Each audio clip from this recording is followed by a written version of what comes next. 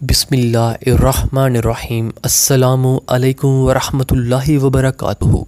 तरबियत औलाद की सुनते बच्चे को सबसे पहले अल्लाह बोलना सिखाएं। दीनी मालूमात 3 साल की उम्र के करीब शुरू करा दें। 7 साल की उम्र से पहले मस्जिद और दरसगाह से मानूस करें और नमाज की तलकीन करें। 8 साल की उम्र में नमाज का आदी बनाएं और अगर 10 साल की उम्र में भी नमाज ना पढ़े तो हिकमत के साथ मुनासिब तदबीर करें। औलाद को दीनी तालीम और इस्लामी तरबियत दिलाना वालिदैन का फरीज़ा है। 11-12 साल की उम्र के लगभग बच्चे की हिम्मत और ताकत के मुवाफ़िक रोज़ा रखने की मशक करवाएं। मसलसल लाड प्यार से बच्चे में ज़िद और बगाड़ आ जाता है। बाद में पछतावे के बजाय शुरू ही से अखलाक़ हुस्ना की तरबियत करनी चाहिए। अब दोस्तों से गुजारिश है कि आपने इस वीडियो को आगे ज़रूर शेयर करना है। अच्छी बात फैलाना सदक़ाए जारिया है।